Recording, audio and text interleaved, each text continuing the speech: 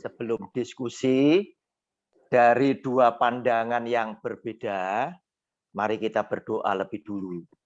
Tuhan Yesus, kami percaya Tuhan akan mempersatukan pandangan kami karena firman Tuhan yang akan menuntun setiap pribadi kami menuju kepada kebenaran yang satu.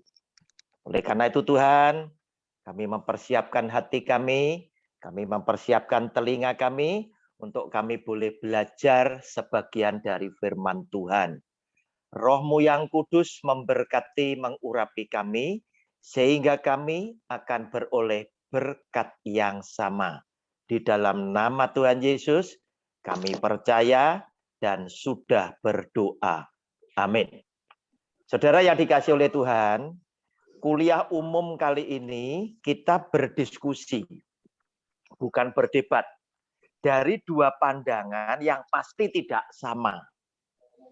Saya punya pandangan dari judul besarnya.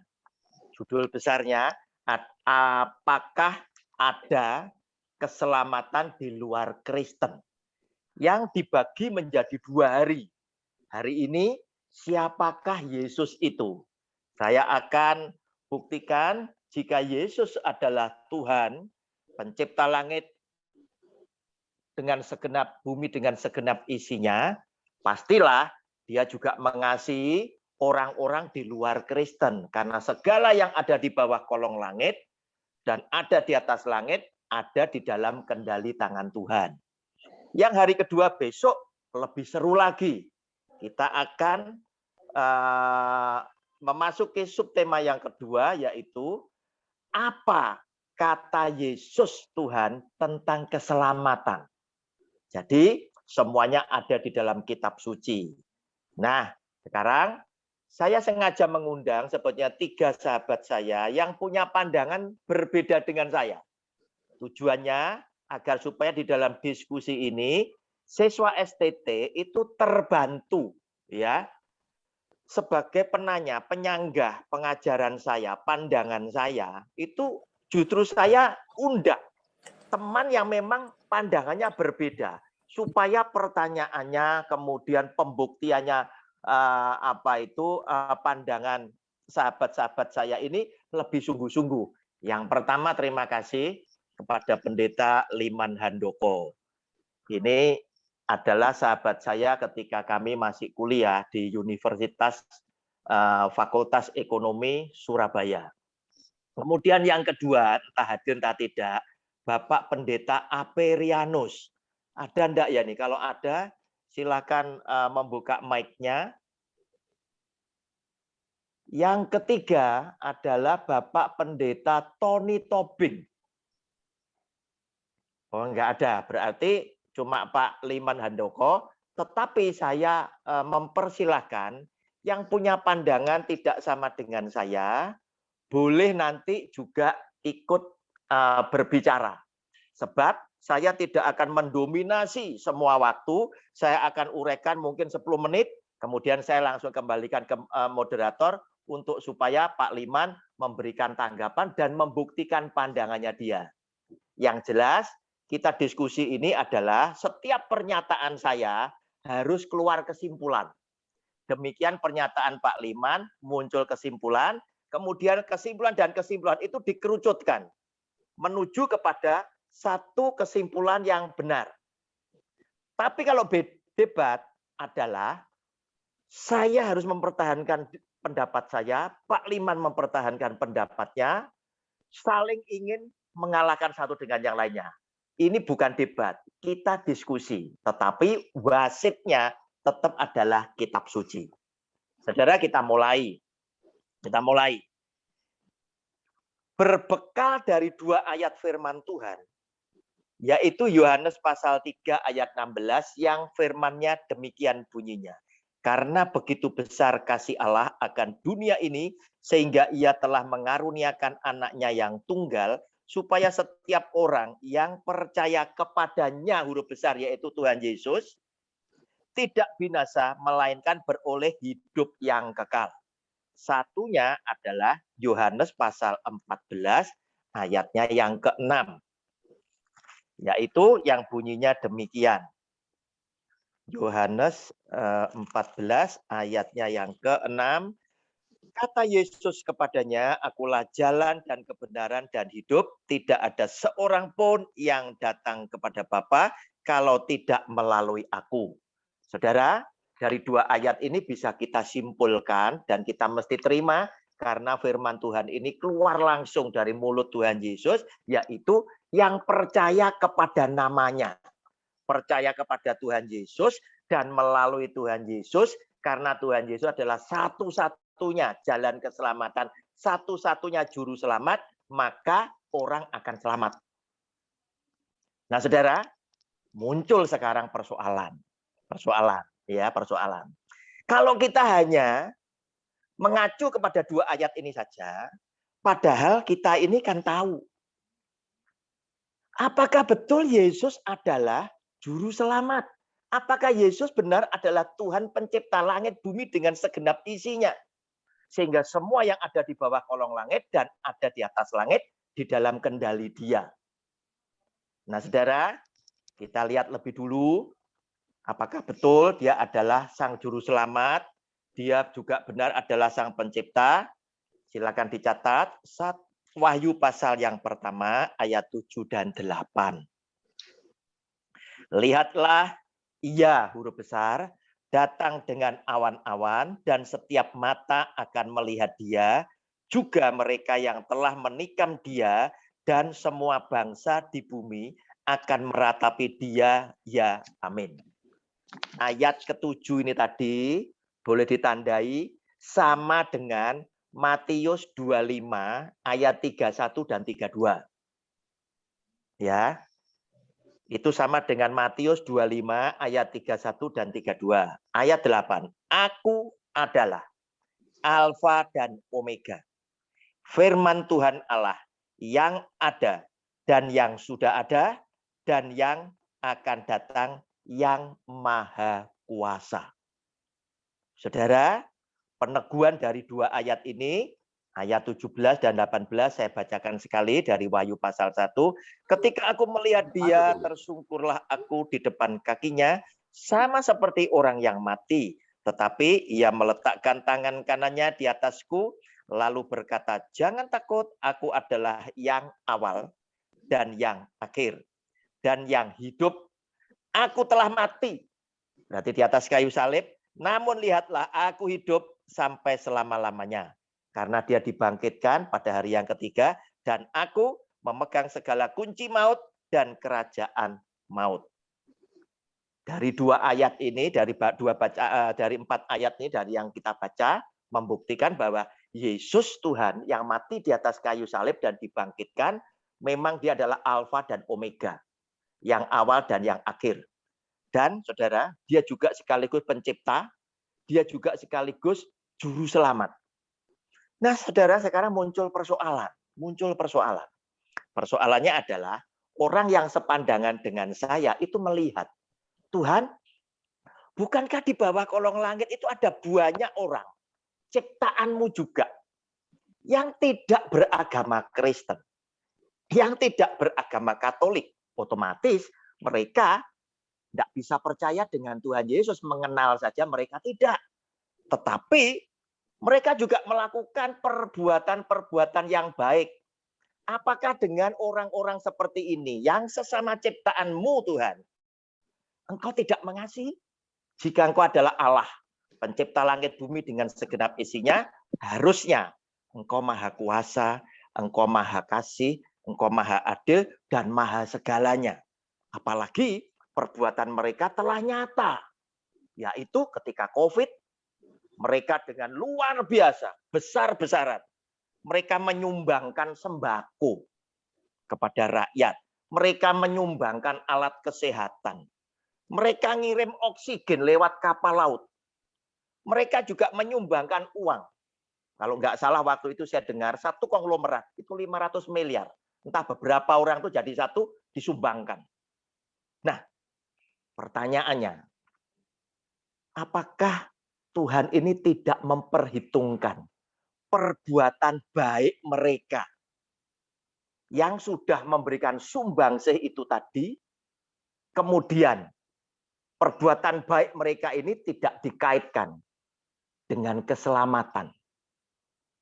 Apakah hanya 2 ayat tadi yang membuat orang bisa selamat jika percaya dan melalui Tuhan Yesus?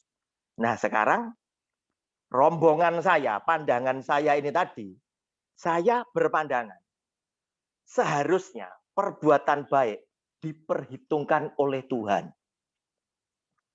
Kenapa? Karena memang di dalam dunia ini Tuhan juga melihat ada begitu banyak orang yang baik, tapi tidak sempat kenal dengan Dia. Demikian yang saya paparkan. Saya berikan kepada moderator supaya diberikan kepada Pak Liman atau kepada para penanya yang lain, penyangga yang lain dari pandangan saya tadi. Terima kasih, Ibu moderator. Baik. Nampaknya Bapak Roni luar biasa ya. Bapak Ibu, teman-teman, apakah ada yang berbeda pandangan dengan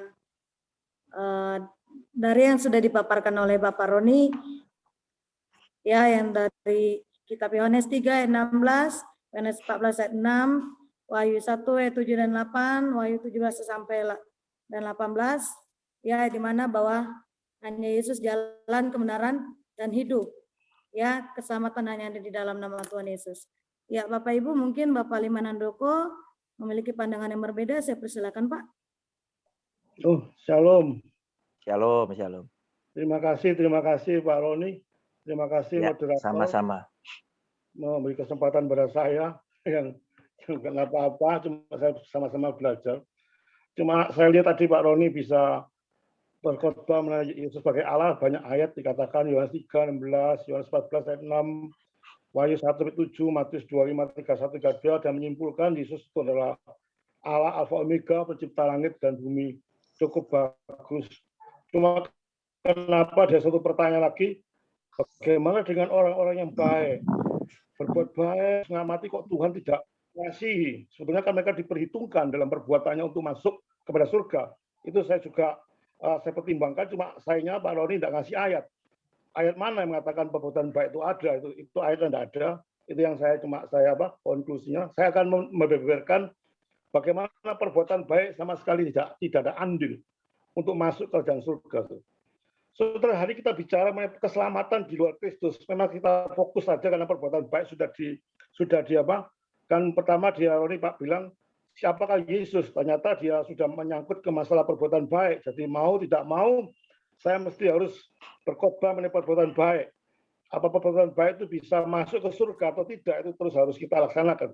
Saudara, hari kita bicara mengenai tidak ada keselamatan di luar Kristus. Itu saya. Pak Roni punya pandangan bahwa ada keselamatan di luar agama Kristen. Saya samakan aja, agama Kristen itu belum tentu orang Kristus. Saya sudah beberapa kali bicara orang yang beragama Kristen belum tentu pengikut Kristus. Orang yang mengikut Kristus pasti agama Kristen. Jadi nggak bisa dibolak-balik. Saya anggap aja Pak Roni bilang di luar Kristus bahwa orang anak pilihan Tuhan.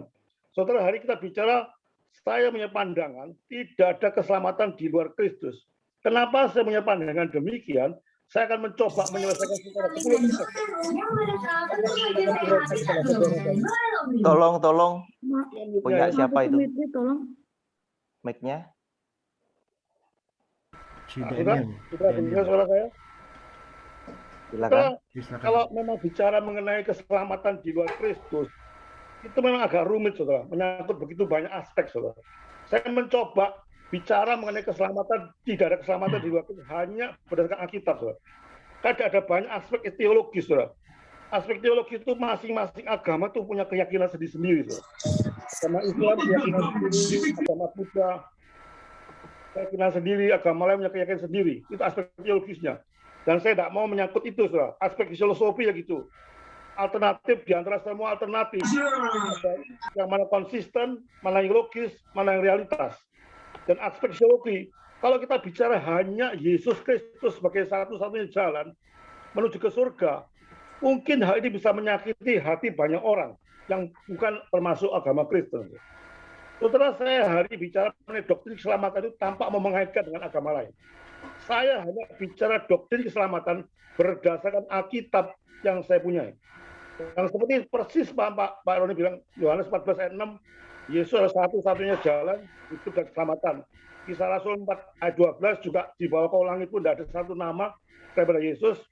Juga Yohanes 3 ayat 16 juga sudah dibaca. Jelas Alkitab di sini mengatakan demikian. Saya yakin hal itu. Ada banyak, walaupun sudah jelas Alkitab mengatakan Yesus satu-satunya jalan menuju ke surga, tapi saya lihat banyak teolog liberal terutama saksi-saksi Yehova yang saya temui, dia tidak mengakui Yesus sebagai Tuhan dan Juru Selamat. Ada banyak jalan menuju ke Roma, itu katanya orang liberal pada saat diskusi dengan orang liberal. Juga demikian pada waktu diskusi dengan saksi Yehova, Yesus itu Allah kecil katanya. Jadi dia tidak punya kuasa untuk ke surga. Itu yang saya tahu. Saudara, mengapa saya mengatakan Yesus itu satu jalan dan tidak ada keselamatan di luar Kristus? Ada 2 poin, saudara. Saya coba menjelaskan secara singkat, saudara. Kedua, saudara, karena perbuatan baik kita tidak mungkin memenuhi standar Allah. Saudara. Pak Roni bilang, aduh ada orang yang begitu banyak, luar biasa. Dia COVID menyumbang miliaran seluruh disumbangkan. Itu sudut pandang manusia, saudara. Kalau dipandang pada sudut Tuhan, tidak ada apa-apanya. Standar Tuhan itu sangat tinggi dan tidak mungkin dicapai oleh satu orang pun di dunia. Termasuk tokoh-tokoh kitab suci. Kecuali Yesus Kristus sebagai Tuhan. Paulus pun yang begitu hebat pun, yang mengatakan, aku nggak ada apa-apanya. Aku orang yang paling berdosa di antara semua manusia berdosa. Itu Paulus bicara demikian. Padahal kalau semua lihat Paulus kurang apa, saudara? Penginjilannya, semangatnya, semuanya dia untuk Tuhan. Tapi dia mengatakan, aku tidak ada apa-apanya. Kalau para orang membandingkan, itu loh orang hebat-hebat menyumbangkan bermiliar-miliar orang. Saudara, itu pandangan antropomorfis. Pandangan daripada sudut manusia. Kalau pandangan sudut Tuhan, saudara lihat pada Roma 1, saya bicara bukan berdasarkan pengalaman saya, bukan berdasarkan kepintaran saya, enggak. Saya mengutip dan kata si Roma 1, ayat 18 sampai seterusnya, baca ayat 3 sampai 20 seterusnya. Itu jelaskan bahwa baik orang Yunani maupun orang Yahudi, semua sudah jatuh dalam dosa. Dosa itu adalah original sin. Sudah sejak kejatuhan Adam dan Hawa, itu kita sudah menyangkut original sin karena ada berdosa. Semua turun Adam berdosa. Tidak ada satu pun manusia tidak berdosa. Yang saya katakan, saya tanya kepada saudara semua, berani angkat tangan kalau saya mengatakan, baik saudara, di antara saudara semua, apa yang berani mengatakan saya tidak berdosa? Alkitab mengatakan original sin itu pasti. Dari zaman Adam sampai Malik sampai semuanya, semua orang berdosa. Dan tidak ada satu orang pun yang tidak berdosa. Saudara, di dalam kitab Matius 5:48, itu dikatakan, hendaklah kamu sempurna, seperti Bapakmu di surga sempurna. Saudara, apakah ini bisa dicapai, saudara? Tidak ada standar mencapai orang itu, saudara. Dikatakan Yesaya 64 ayat 6. Katakan, coba kita baca Yesaya 64 ayat 6 sekali lagi. Saya minta supaya bisa membacakan satu. Saya kurang baca kitab suci ini bolak-balik. Yesaya 64 ayat 6 supaya kita bandingkan. Bagaimana perbuatan baik kita di hadapan Tuhan itu, bagaimana sikap Tuhan. Yesaya 64 ayat 6 saya bisa membaca. Saya minta tolong mahasiswa atau siapapun cepat membaca. Yesaya 64 ayat 6. Ya, Yesaya 64 ayat 6. Demikian firman Tuhan. Demikianlah kami sekalian seperti seorang najis, dan segala kesalehan kami seperti kain kotor. Kami sekalian menjadi layu seperti daun, dan kami lenyap oleh kejahatan kami, seperti daun dilenyapkan oleh angin. Ya, kesalehan kita, saudara. Jadi saya bilang, kesalehan kita itu di pandangan Tuhan itu sebagai kain kotor, saudara.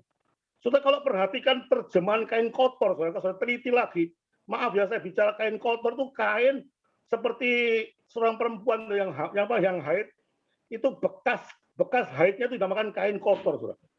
Bayangkan kesalehan kita, bukan keburukan kita, coba catat kesalehan kita seperti kain kotor, saudara. Bayangkan, saudara, kesalehan kita di bawah sudut Tuhan aja seperti kain kotor. Bagaimana dengan kejahatan kita, saudara? Sehingga tidak ada satu orang mengatakan mencapai standar Allah itu tidak pernah tercapai, saudara. Saudara, semua tidak pernah tercapai untuk mencapai standar Allah karena standarnya sangat tinggi, saudara.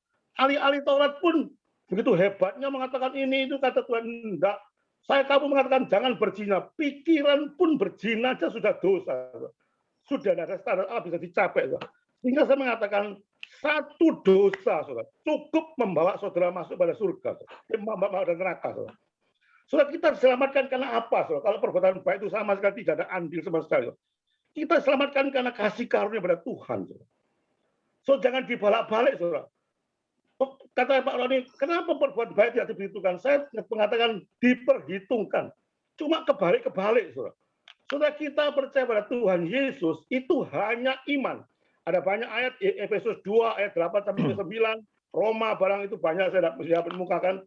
Kita diselamatkan itu hanya iman, hanya percaya. Saudara, kita bandingkan hanya percaya pada Tuhan Yesus, kita diselamatkan. Pada Yohanes, saudara, pada Yohanes kira-kira Yohanes 6 itu, kalau kita katakan Yohanes 6 itu di dalam 2 Tesalonika 3:10, saudara, itu dikatakan kamu itu kalau kamu tidak bekerja, orang malah jangan makan. Itu secara jasmani orang harus bekerja untuk makan. Tapi dalam hal rohani, ayat Yohanes 6, kalau saya baca 26 sampai 29, saudara, orang percaya pada Tuhan Yesus mengatakan, Tuhan Yesus, kalau gitu apa yang aku kerjakan supaya aku bisa percaya pada Tuhan? Tuhan mengatakan, tidak bekerja, hanya percaya. Itu saya tegaskan sekali lagi, saya membandingkan ayat 2 Tesalonika 3 dan 10 dan Yohanes 6:26, saya mengatakan, ini loh kalau orang secara jasmani, kalau kepingin kerja, makan, bekerja, aktif. Tetapi kalau di dalam masalah rohani, Yohanes 6:20 dan 29, Tuhan tidak mengharapkan saudara bekerja. Pekerjaan saudara itu hanya percaya. Jadi yang bekerja itu Tuhan. Tuhan yang memilih, bukan saudara yang memilih. Kalau Tuhan yang memilih, Tuhan pasti bekerja pada diri saudara untuk saudara percaya pada Tuhan. Itu doktrin, saudara. Ini doktrin dasar, saudara. Makanya saya berani berkata, saya bukan apa-apa sama Roni, saya teman baik sama Pak Roni. Saya kepingin sekali Pak Roni demikian baiknya orangnya. Eman, saudara. Sayang kalau dia tidak percaya pada Yesus, bisa satu-satunya jalan, saudara. Karena ini menyangkut dasar, fondasi seorang Kristen ada keselamatan. Di luar Yesus, saudara, bagaimana pinternya, bagaimana hebatnya, percuma saudara jadi orang Kristen. Saudara. Tidak ada, justru kekristenan itu manisnya itu pada Yesus Kristus sebagai satu-satunya Tuhan dan Juru Selamat. Saudara. Saudara, kita percaya, hanya percaya. Saudara, setelah kita percaya pada Tuhan Yesus, ya omongan saya, setelah saya percaya pada Tuhan Yesus, pasti disusul oleh perbuatan baik. Coba catat ya mahasiswa itu.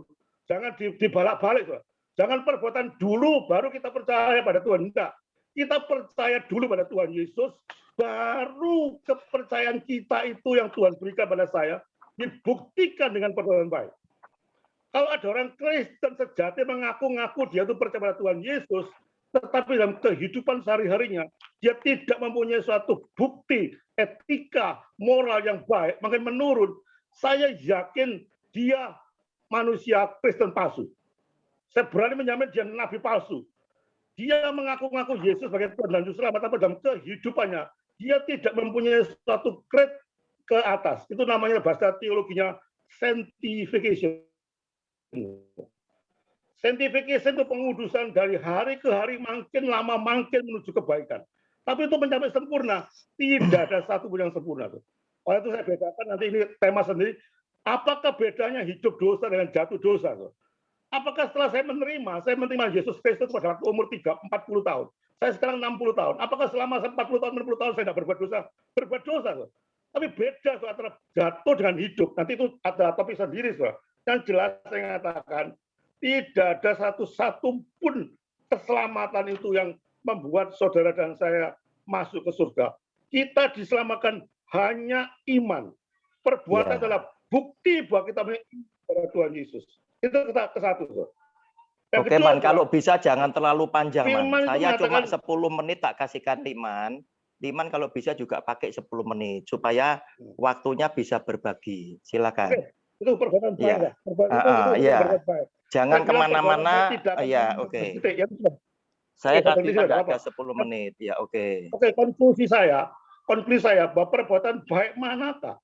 Siapakah yang bisa berbuat baik seperti standar Tuhan? Sehingga kalau saudara mengatakan perbuatan baik bisa masukkan ke surga bisa kosong. Tidak ada satupun orang punya standar. Itu konklusi saya. Sehingga doktrin bukan berdasarkan pikiran saya. Saudara yang terakhir, saudara. Kalau kita belajar firman Tuhan, doktrin itu keluar dari Alkitab, masuk ke pikiran kita. Bukan pikiran kita masuk Alkitab. Itu banyak kesesatan. Kita mempunyai suatu pandangan, oh, tidak ada perbuatan baik. Atau cocok-cocok dengan Alkitab. Itu bukan cara pandangan yang baik. Itu cukup dari saya, supaya saudara ada pertanyaan supaya perbuatan baik menurut saya tidak bisa menyelamatkan, hanya iman yang menyelamatkan. Terima kasih apa yang Tuhan yang saudara berikan waktu kepada saya. Terima kasih. Oke, giliran saya ya, Bu Moderator. Jadi jangan salah dulu pandangan saya. Keselamatan itu di dalam nama Yesus. Ya, jangan salah ya.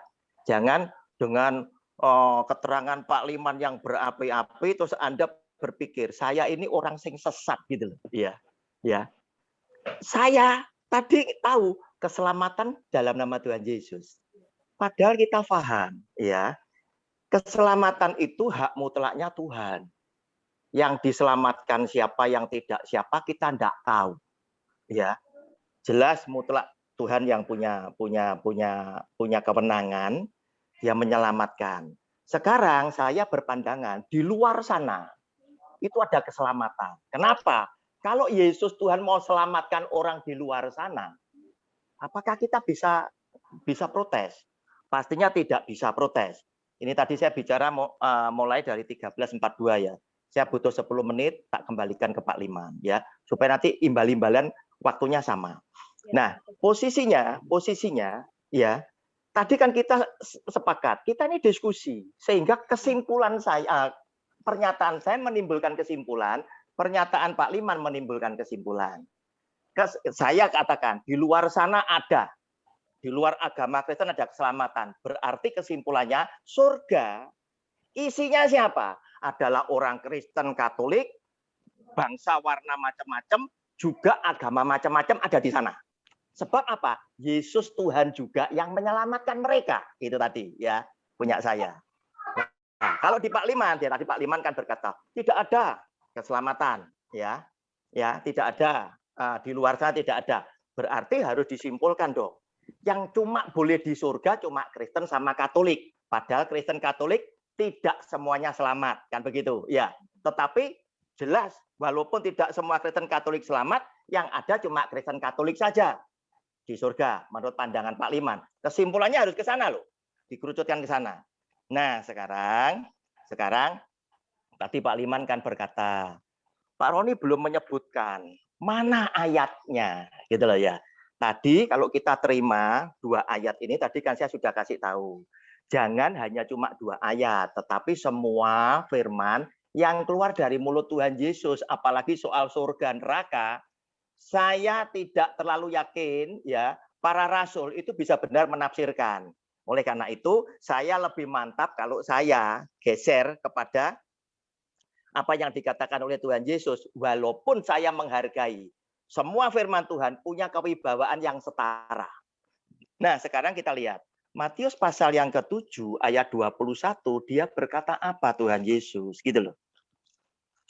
Nah, dilihat. Apakah ini tidak diperhitungkan kata-kata dia sendiri? Matius pasal 7 ayat 21. Bukan setiap orang yang berseru kepadaku Tuhan, Tuhan akan masuk ke dalam kerajaan surga, melainkan dia yang melakukan kehendak Bapakku yang di surga.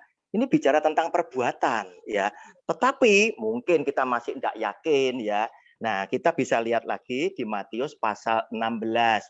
Bagaimana toh Tuhan, Engkau menghakimi orang itu lewat apa? Orang itu baru bisa ditentukan, kamu ini penjahat itu lewat perbuatan. Oh, kamu ini baik itu lewat perbuatan dan lain sebagainya.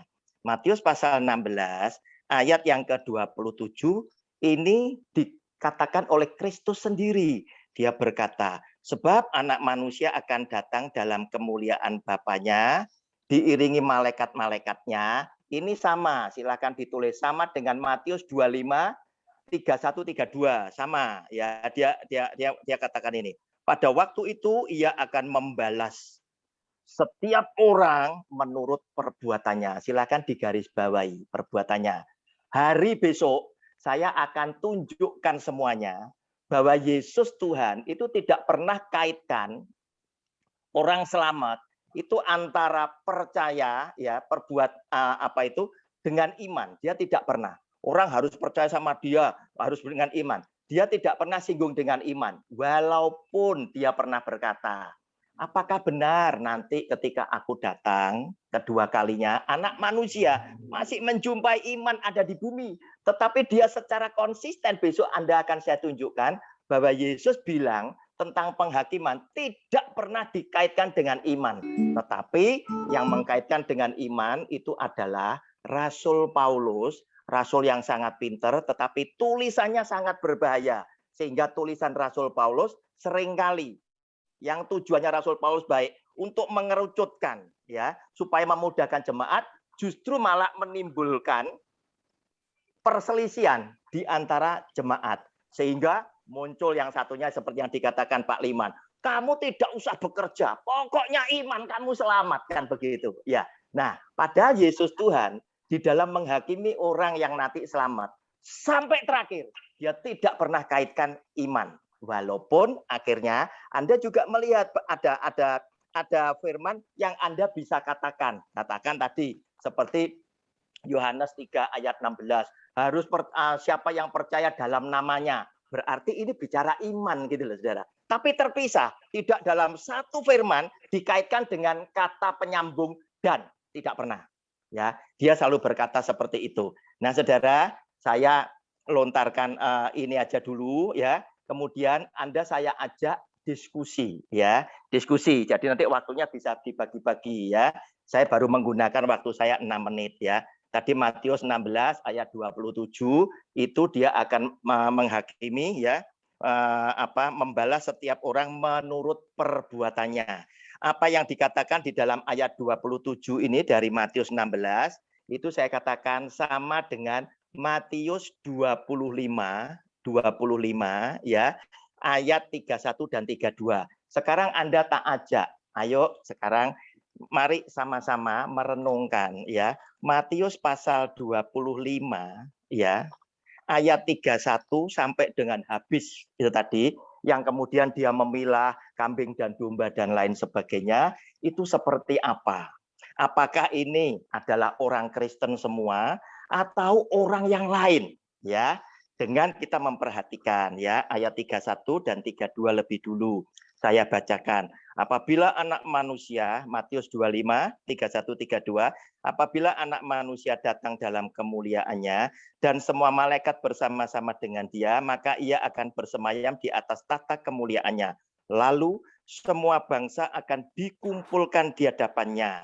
Saudara, renungkan. Semua bangsa ini, ya, apakah semua bangsa tetapi yang mengenal dan percaya Kristus saja? Kristen Katolik saja, atau semua bangsa warna kulit juga semua kepercayaan. Anda tentukan nanti. Dan ia akan memisahkan mereka seorang daripada seorang, sama seperti gembala memisahkan domba dari kambing. Nah, saya sampai sini aja. Saya masih punya sisa 3 menit sebetulnya. Silakan ditanggapi. Semua bangsa di sini itu harus ditentukan dulu. Semua bangsa ini siapa? Semua warna kulit dengan semua keyakinan, atau semua warna kulit tetapi Kristen Katolik saja? Silakan.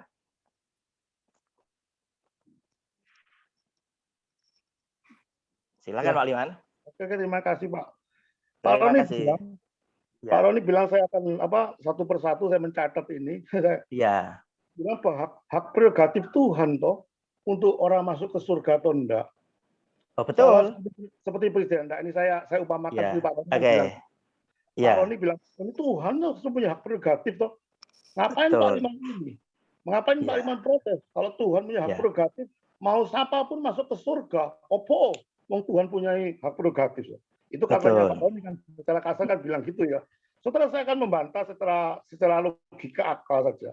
Hak prerogatif Tuhan, kalau saudara menjadi orang Kristen sungguh-sungguh ya, sungguh-sungguh, kita berdebat melalui Alkitab, katanya Pak Roni. Alkitab, saya tanya Pak Roni secara serius, Pak, Alkitab tuh betul-betul firman Tuhan dan tidak ada salahnya. Kalau emang ya, baru kita akan bicara selanjutnya. Itu. Pasti ya. Itu bagus sekali, dapat yang paling saya tunggu-tunggu. Kalau kita bicara Alkitab, berarti Alkitab itu firman Allah dan tidak pernah dispersa inerensi. Hak prerogatif Tuhan tidak mungkin bertentangan dengan Alkitab. Tidak mungkin bertentangan dengan Alkitab. Alkitab mengatakan, akulah jalan. Akulah jalan hidup kebenaran. Itu firman Tuhan. Ya dan amin. Kalau bilang hak prerogatif, loh, kalau Tuhan sudah bicara, sementara dia hak prerogatif, lah kita punya Tuhan pelenca-pelence kan. Bentar Pak Liman, bentar supaya tidak kelewatan. Enggak, saya waktu Pak Roni ngomong saya enggak nyela. Saya selesai dulu baru nanti keduanya baru waktunya Pak Roni. Supaya saya enggak lupa, soal orangnya. Lupa. Jadi saya Bapak bicara dulu baru Pak Roni. Pak Roni bicara saya enggak nyela sama sekali. Saya cuma catat. Itu saya mengatakan kalau Pak Roni bilang hak prerogatif itu dari Tuhan. Kalau sementara Alkitab kata Pak Roni ya dan amin dan tidak pernah bersalah. Saya tunjukkan berapa banyak ayat. Bahwa Yesus Kristuslah satu jalan menuju selamat. Bisakah hak prerogatif, saya tanya dengan mahasiswa-mahasiswa lain, jawab sendiri di hati saudara, dengan hati nurani yang murni, tidak pro kanan, tidak pro kiri. Bisakah hak prerogatif Tuhan itu bertentangan dengan Alkitab? Kalau memang bisa bertentangan, buyar Alkitab, saudara, tidak perlu belajar Alkitab. Kita belajar dari Tuhan secara langsung, saudara. Fresh from the oven. Alkitab, ya dan amin, finish. Saudara. Finish berarti apa yang Tuhan kemukakan, isi hatinya Tuhan ada di Alkitab. Kita belajar dari Alkitab, bukan berdasarkan logika, bukan berdasarkan pandangan-pandangan manusia. Kok eman ya orang baik kok gitu masuk ke neraka? Kok eman ya orang begitu baiknya sekali mati masuk neraka? Itu kedaulatan Tuhan. Hak prerogatif Tuhan tidak boleh bertentangan Alkitab. Itu yang pertama, yang ke-1. Sehingga kalau ada orang selamat, tidak selamat, ada berapa macam orang di surga. Saudara, orang yang masuk ke surga hanya dihuni orang yang percaya pada Tuhan Yesus. Orang yang tidak percaya pada Tuhan Yesus, itu satu tempat, yaitu neraka. Ada dua tempat, neraka dan surga. Neraka adalah orang yang tidak percaya pada Tuhan Yesus, surga adalah orang yang percaya pada Tuhan Yesus. Tidak bisa dibantah. Ada dua macam orang di surga, ada dua macam surga atau neraka. Orang yang percaya pada Tuhan Yesus pasti masuk ke surga. Dan tidak ada orang lain yang percaya. Selain pada percaya pada Tuhan Yesus, hanya masuk ke surga. Itu berdasarkan Alkitab, bukan berdasarkan logika saya. Saudara. Hak prerogatif tidak berkaitan dengan Alkitab. Saudara. Setelah kita bahas ayat per ayat, saudara. Pak Roni bilang akan ayat Matius 7 ayat 21. Coba kita Matius 7 ayat 21. Bukan setiap orang berseru kepada Pak, stop. Ini tadi saya ngajak diskusi yang ini loh, Matius 25 ini loh. 31, 32 ini tadi loh. Tuhan Yesus mengumpulkan. Oh ya, tentang perbuatan. Dia memperhitungkan. Oke, tentang perbuatan. Iya. Saya bahas satu persatu. Nanti Matius 25 saya juga bahas. Ini cuma saya kepingin Pak Roni menggunakan ayat Matius 7:21 yang saya catat ini. Kalau nggak salah, coba kalau saya dibetulkan. Matius 7 ayat 21, Matius 16 ayat 27, Matius 25, 31, 32. Betul ya Pak Roni ya? Iya, betul. Ya? Oke, itu saya bahas satu persatu. Saudara. Supaya saya kalau berbicara berdasarkan Alkitab, si Pak Roni juga bicara berdasarkan Alkitab. Matius 7 ayat 21. Kita baca ya secara pelan-pelan ya. Bukan setiap orang yang berseru kepadaku Tuhan, Tuhan akan masuk ke dalam kerajaan surga. Melainkan dia yang melakukan kehendak Bapakku yang di surga. Coba kalau membaca ayat itu terus saya sambung ke bawah kayak apa ya. Pada hari terakhir banyak orang berseru padaku, Tuhan, Tuhan, bukanlah kami bernubuat demi namamu, dan mengusir setan demi namamu, dan mengadakan banyak mujizat demi namamu juga. Pada waktu ini kuncinya di ayat 23. Pada waktu itu aku berseru terus terang kepada mereka dan berkata, aku tidak pernah mengenal engkau. Kenyala daripadaku kamu sekali pembuat kejahatan. Saudara, intinya bukan 21, saudara. Intinya 23. Walaupun Pak Roni bukan Matius 7:21, saya akan mencoba meneruskan ke 23. Judulnya, saudara, hal pengajaran sesat. Saudara. Ini dikatakan hal pengajaran sesat. Aku tidak mengenal engkau. Itu bahasa Inggris, I have never known. I have never known. Saya tidak pernah. Dan tidak pernah mengenal berarti bukan masuk orang pilihan. Bukan masuk orang pilihan. Saya karena tidak mengenal. Kalau anaknya pasti dikenal Tuhan. Kalau orang lain pasti tidak dikenal. Itu sudah selalu logika akal. So. Itu Matius 7 ayat 21 saya bantah. Sekarang Matius 16 ayat 27. Kita baca sekali lagi. Matius 16 ayat 27. Sebab anak manusia akan datang dalam kemuliaan Bapaknya diiringi malaikat-malaikatnya. Pada waktu itu ia akan membalas setiap orang menurut perbuatannya. Menurut perbuatannya. Saya katakan tadi, ayat konteksnya, pemberitahuan tentang penderitaan Yesus dan syarat-syarat mengikut dia. Syarat-syarat mengikut dia, mengikut salib dan serahkan diri. Mengikut syarat-syarat mengikut Tuhan, mengakui Yesus.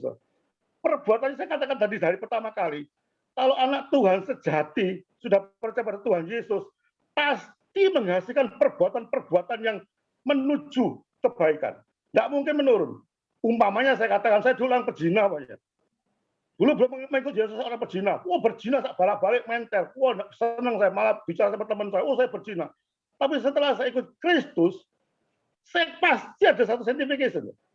Mungkin perzinaan saya sebulan 3 10 kali, mundur ke 5 kali, mundur ke 2 kali, mundur ke sekali, bahkan tidak ada sama sekali. So itu namanya sanctification, dan memang semua itu diukur dengan perbuatan, perbuatan tapi setelah mengenal Yesus, bukan perbuatan setelah belum terima Yesus. Di surga ada tingkatannya. Kalau saya dibandingkan dengan Paulus, sudah ada apa-apanya saya. Perbuatan saya cuma apa sih? Apa yang aku perbuat sekarang cuma sekedar penginjil. Selain Paulus menulis buku 3/4 kitab suci, pasti ada tingkatannya di surga. Pak Ori juga percaya bahwa surga ada tingkatannya. Itu yang dihakimi oleh perbuatan itu berdasarkan satu location di pada surga. Saya dengan Paulus tidak mungkin sejajar. Gak mungkin. Saya dengan Pak Roni tidak mungkin sejajar. Kalau Pak Roni nanti mungkin kalau percaya pada Tuhan Yesus bisa naik tingkat atas karena perbuatan lebih baik daripada saya. Itu yang dimaksud Matius 16, 27. Coba kita lihat Matius 25. 31, 32. Coba judulnya lihat, penghakiman terakhir. Ya. Kalau cuma menyangkut apabila anak manusia datang dalam kemuliaannya, semua malaikat bersama-sama dengan dia, maka dia akan bersemayam di atas tata kemuliaannya. Lalu, kata Pak Roni, semua bangsa, Pak Roni bilang semua bangsa semua akan dikumpulkan di hadapannya, dan dia akan memisahkan. Yesus memisahkan domba dengan kambing. Ayat ini mengatakan semua, saudara. Semua bangsa, bukan berarti semua bangsa mengenal Tuhan. Setelah semua bangsa itu ada orang-orang pilihan, orang-orang percaya. Gini, saya umpamakan gini ya, secara gamblang ya. Itu Indonesia menang ya waktu Olimpiade itu. Bangsa Indonesia menang badminton di Olimpiade. Bangsa Indonesia. Loh, Pak Roni, saya kan bangsa Indonesia. Kan saya mesti menang. Indonesia menang dengan apa? Dengan Korea atau mana Jepang. Menang di Olimpiade. Loh, bangsa Indonesia di luar Indonesia menang. Loh, saya kan bangsa Indonesia. Berarti saya ikut menang. Kalau saya ikut menang, berarti Jokowi juga memberikan aku bonus loh. Karena saya bangsa Indonesia. Enggak gitu, saudara. Semua bangsa, bukan berarti semua bangsa seadanya bangsa individu. Itu menyangkut individu yang percaya. Hanya yang percaya yang diterima Yesus. Bukan semua bangsa. Seperti orang menang Olimpiade, hanya hanya ganda putri itu yang menerima bonus pada Jokowi. Bukan saya bangsa Indonesia. Walaupun dikatakan Indonesia menang. Saya bangsa Indonesia, bukan berarti saya ke Jokowi. Pak Jokowi minta bonus, saya kan bangsa Indonesia. Kan saya melok menang, Indonesia menang. Tidak bisa gitu. Itu arti kalau berdasarkan Alkitab harus dilihat konteks pada lain. Secara konteks secara keseluruhannya, itu Yesus itu memisahkan domba dengan kambing. Domba sebelah kanan, kambing sebelah kiri. Dikatakan coba Pak Roni baca secara perlahan sampai tuntas, sampai ayat 46.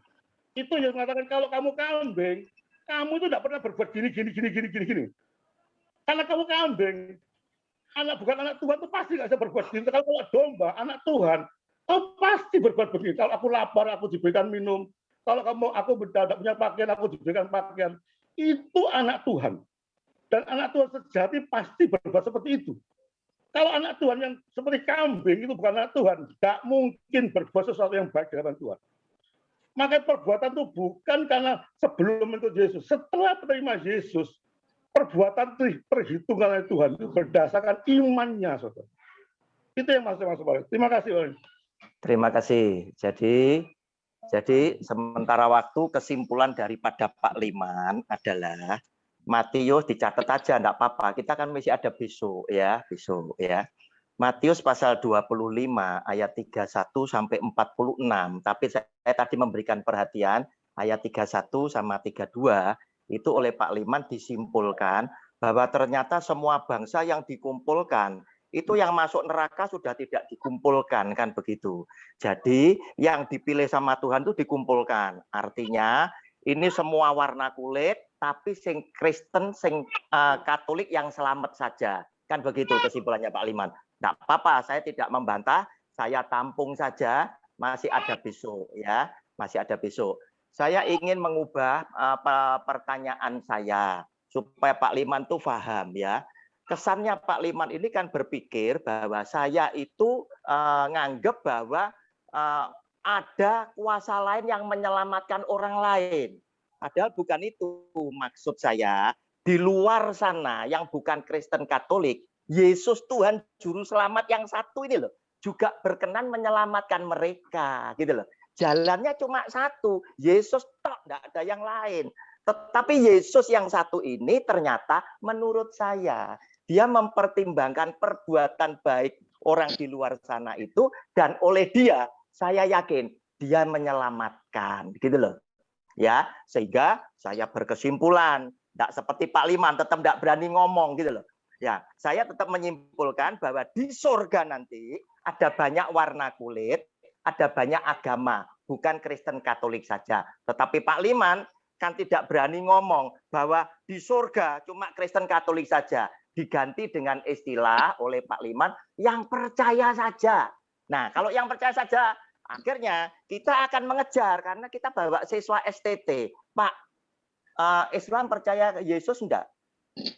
Buddha percaya tidak? Akan ngejar ke sana. Nah, tadi saya akan ngomong, kita diskusi harus punya konsekuensi. Jika ini, maka ini. Jadi mengerucut. Tetapi enggak apa-apa lah. Teman-teman semua yang ikut di Zoom sudah tahu Bapak Pak Liman enggak berani ngomong gitu aja lah. Karena tinggal di Indonesia enggak berani ngomong. Cuma ngomong yang percaya saja. Nah ini kan jadi bias. Untuk kita kuliah ini kan jadi bias. Yang mana yang percaya? Kan begitu. Yang percaya pasti Kristen sama Katolik. Ya, padahal Kristen Katolik tidak semuanya akan diselamatkan. Berarti Kristen Katolik harus dikurangi dengan yang tidak diselamatkan. Yang lainnya gimana? Lainnya enggak percaya. Ya enggak masuk. Kan begitu. Enggak berani ngomong. Kan gitu. Maksud saya, yang gentle itu, wani ngomong. Tidak ada. Nah itu tadi supaya apa? Melek gitu. Nanti toh belum tentu apa itu nanti hari kedua ya bisa saja pandangan ini boleh Pak Liman yang lebih diikuti atau punya saya, tetap Anda tetap bebas mempertahankan pandangan masing-masing. Nah sekarang saya ajak lagi. Tadi Pak Liman sudah ke Matius 25. Pak Liman ini berkata bahwa seluruh bangsa itu bukan semua bangsa secara total, bukan. Jadi yang sudah tidak dipilih cemplungin neraka. Intinya kan begitu ya. Yang dikumpulkan adalah yang akan diselamatkan tadi, yang sudah terima Tuhan Yesus ya. Nah, sekarang saya ini dalam diskusi ini sengaja saya munculkan studi kasus berdasarkan kitab suci. Mari kita buka Matius pasal yang ke-8. Saya mau ngajak Anda perhatian pada ayat yang ke-10, mulai ayat 5 sampai dengan ayat 13 ya. Tapi perhatian saya nanti saya mengajak ke ayat yang ke-10 ya. Singkatnya ya, supaya lebih singkat. Singkatnya itu adalah Tuhan Yesus didatangi perwira di Kapernaum. Siapa perwira itu? Pasti orang Romawi, bukan orang Yahudi. Dan bukan pengikut Kristus. Dia datang minta tolong kepada Tuhan Yesus karena perwira ini punya pegawai yang sakit. Kenapa dia datang? Karena dia mendengar bahwa Yesus Kristus bisa sembuhkan segala macam sakit penyakit. Untuk itu dia datang. Nah ketika dia datang terjadi dialog. Tuhan hambaku sakit. Tuhan Yesus ngomong, aku akan datang menyembuhkannya. Wah Dia ngomong, wah Tuhan, jangan Tuhan, aku tidak layak terima Engkau, dan lain sebagainya. Sehingga muncullah kata-kata Tuhan Yesus di ayat yang ke-10. Saya bacakan. Setelah Yesus mendengar hal itu, heranlah ia. Ianya huruf besar. Tuhan Yesus heran, ya. Dan berkata kepada mereka yang mengikutinya, aku berkata kepadamu, sesungguhnya iman sebesar ini tidak pernah aku jumpai pada seorang pun di antara orang Israel. Artinya, iman ini paling gede. Bahkan orang Israel aja kalah sama orang ini. Nah, pertanyaan saya, pujian ini ditujukan kepada siapa? Itu yang pertama. Apakah betul kepada perwira ini tadi? Kalau kepada perwira, jelas dia orang Romawi loh, bukan orang Yahudi. Kedua, pertanyaan saya, apakah yang diutarakan oleh Tuhan Yesus, pujian itu tadi dari hati yang paling dalam, artinya tulus, dia memuji, atau dia cuma lip service, dia cuma iseng saja. Orang ini dipuji, tapi mendadak gak tak selamat. No, silakan Pak Liman.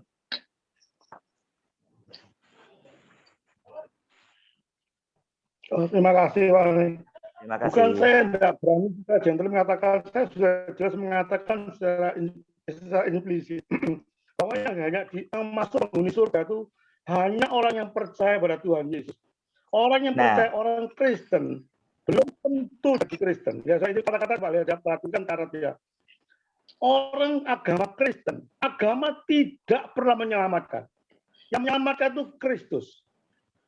Agama Kristen tidak pernah menyelamatkan. Yang menyelamatkan Kristus. Oleh itu kan saya katakan di surga dihuni pada orang yang percaya pada Kristus.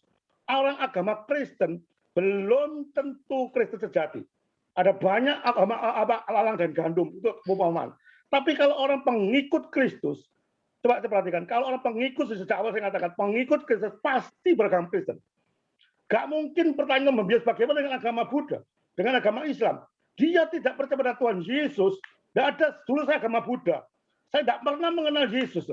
Dan agama Islam pun saya sudah banyak diskusi dengan orang-orang Islam berapa kali. Dia tidak percaya pada Tuhan Yesus. Orang yang tidak percaya pada Tuhan Yesus pasti dibinasakan. Tidak peduli dia Islam, tidak peduli Buddha, tidak peduli Katolik, tidak peduli apa itu Hindu. Pokoknya orang yang tidak percaya pada Tuhan Yesus pasti binasa. Itu pertanyaan saya. Bukan saya gentleman. Di luar Yesus semua binasa. Ada dua tempat. Itu lebih tegas, Pak. Iya. Itu tegas saya katakan. Bukan berkata tadi implisit tapi secara langsung tidak masalah kalau secara langsung. So yang dikalahkan Kapernaum, tadi Roni cuma itu ya tadi yang Yesus. Kapernaum ya, Matius 8. Bapak sudah mengatakan bahwa di luar Yesus tidak ada satupun yang selamat. Itu saya. Yang kedua, Pak Roni menyebutkan orang Kapernaum. Oh ini kan orang Romawi Pak Liman. Bagaimana orang Romawi punya iman sedemikian? Saudara, Tuhan bicara sendiri, saudara. Kalau Tuhan bicara sendiri, ini kan Tuhan masih hidup, saudara. Dalam perjalanan pelayanannya, dia menjumpai seorang perwira. Perwira dikatakan bahwa kalau memang mempunyai iman, sesungguhnya iman sebesar tidak pernah aku jumpai, saudara. Saudara, orang yang percaya, orang dilahir barukan, itu betul-betul percaya pada Tuhan Yesus. Dan saya yakin perwira Kapernaum ini, walaupun dia orang Romawi, dia percaya pada Tuhan Yesus. Sehingga diselamatkan. Bro. Itu yang saya tangkap. Memang saya tidak mempelajari secara detail. Di dalam saya tidak akan mencoba secara detail, karena memang saya akui, saya tidak mempersiapkan ayat ini secara tuntas. Saya tidak berani sembarangan. Kalau saya menafsirkan ayat, saya nanti akan ketemu lagi, saya akan pelajari ayat secara lebih detail. Apa maksud ayat dari Yesus menyembuhkan hamba seorang perwira di Kapernaum. Tapi secara kasaran saya akan bicara demikian. Bro. Kalau saya tidak tahu, saya katakan tidak tahu. Ini secara gerambiangan saya mengatakan iman sebesar itu tidak pernah aku jumpai. Berarti dia punya iman pada Tuhan Yesus. Dia mengatakan iman pada Tuhan Yesus pasti terjadi. Kalau tidak punya iman pada Tuhan Yesus pasti tidak akan terjadi. Itu sementara. Kalau saya memang suruh mendalami ayat 8, 5-13, memang belum mendalami. Saya nanti mencoba mendalami dengan berbagai buku tafsiran. Sehingga arahnya kemana? Matius 8, 5-13. Seperti Matius 25 saya cuma mempelajari arahnya. Atau 16, tapi ini untuk tadi ayat baru saya belum mempelajari. Itu sementara Pak Roni. Oke, terima kasih Pak Liman. Oke, dicatat dulu berarti tadi pertanyaan saya itu adalah orang Kapernaum ini tadi, perwira ini tadi kan orang Romawi, ya Romawi. dia beriman sangat kan begitu. Tetapi belum tentu loh dia jadi Kristen atau Katolik. Nah, kalau ini diselamatkan, berarti judul besar saya, apakah ada di luar Kristen yang diselamatkan, itu terjawab gitu loh. Ya, tetapi enggak apa-apa, ditunda dulu. Toh kita masih ada hari besok. Itu saya masih mau tunjukkan ayat-ayatnya bagaimana Kristus sang juru selamat itu dengan konsisten sekali ya, dia itu mengkaitkan orang yang diselamatkan ini kan harus dihakimi, dan penghakiman itu dia selalu mengacu kepada satu perkara, bukan dengan iman ya, tidak dikaitkan dengan iman. Dia selalu berkata dengan perbuatan. Nanti dilihat. Nah, sekarang tergantung sekarang Anda dan saya, Anda mau percaya tulisan pengajaran Rasul Paulus atau Yesus Tuhan yang punya surga dan neraka ini tadi. Oleh karena itu ketika saya mempelajari Alkitab, saya melihat ada dua yang kontroversi ini tadi, saya ngambil keputusan. Selama saya menjadi pengkhotbah, pemberita firman Tuhan, saya akan lebih hati-hati bicara tentang keselamatan, tentang surga dan neraka yang menjadi ranah milik Tuhan Yesus sesuai dengan apa yang dia katakan. Saya tidak gampang-gampang nyuplik ya apa yang dikatakan oleh para rasulnya. Nah, itu bukan cuma satu kasus. Gimana kemudian jika kita melihat Matius pasal 15 ya, pasal 15 ayat 21 sampai dengan 28 Pak Liman. Barangkali Anda tidak tahu ini sudah mempelajari apa belum. Kalau belum tidak apa-apa ya. Nah, di dalam pembacaan firman Tuhan ini ya, itu disebutkan ya 15, 21, 28. Itu judulnya tentang perempuan Kanaan yang percaya. Singkatnya adalah ini perempuan Kanaan itu jelas ini orang kafir ya, yang daerah Kanaan ini daerah yang tidak mengenal Tuhan kan begitu. Dia datang kepada Tuhan Yesus karena dia tahu dia bisa menyembuhkan anaknya yang sakit.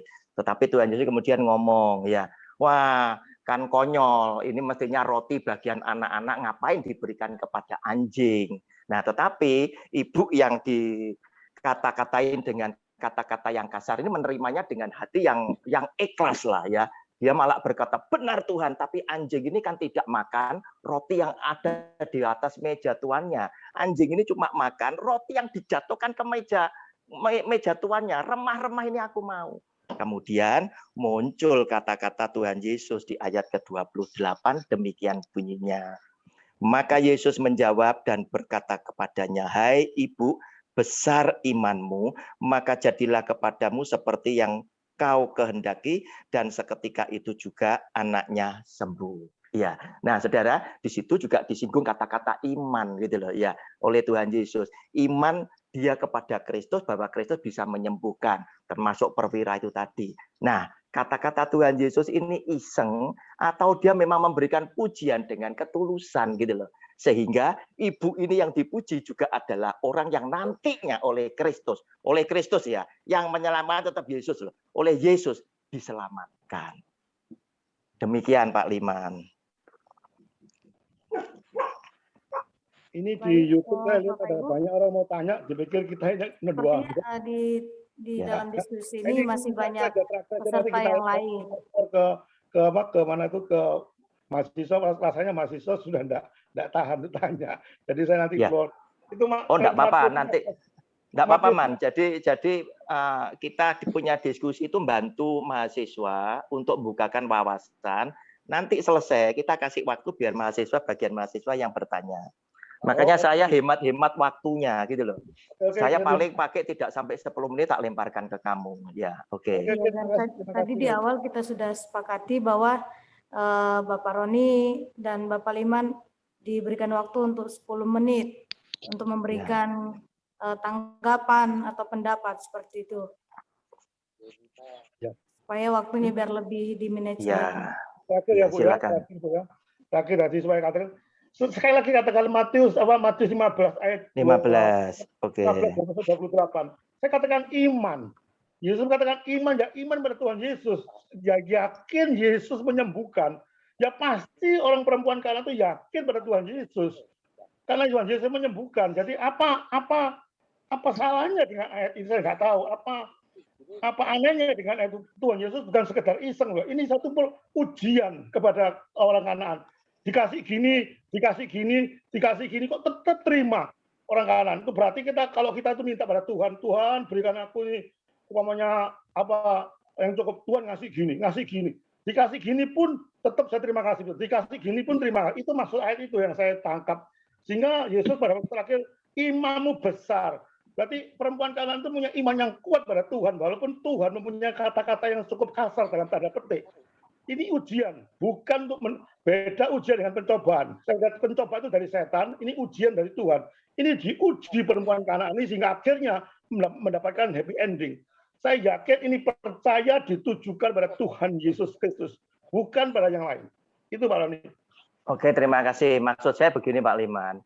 Saya nanya sama Pak Liman, kira-kira endingnya baik perwira tadi maupun ibu ini tadi yang bukan pengikut Kristus diselamatkan enggak di surga? Itu aja loh Pak. Saya jelas mengatakan dia beriman pada Tuhan Yesus pasti diselamatkan. Nah, oke. Kalau diselamatkan enggak masalah ya. Berarti tema besar saya, judul saya ini terjawab bahwa di luar agama Kristen ternyata ada orang-orang yang diselamatkan, begitu loh. Nah, kita tinggal terus sampai dengan hari yang besok, gitu loh. Ini kan dijelaskan orang Romawi bukan Yahudi kok, iya, bukan pengikut, dan Alkitab tidak menulis berikutnya apakah dia jadi Kristen apa tidak, dibaptis apa tidak, kan tidak juga, termasuk ibu ini tadi.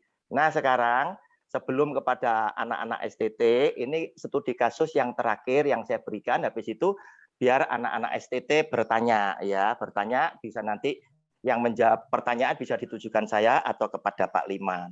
Saya berkesimpulan pada waktu COVID-19 Tuhan itu mencurahkan berkat keselamatan itu luar biasa, terkhusus kepada siapa? Kepada orang-orang yang bukan Kristen.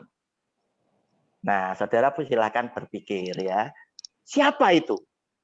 Khususnya adalah dokter dan tenaga kesehatan yang dengan tulus merawat para pasien sehingga mereka terpapar COVID dan meninggal.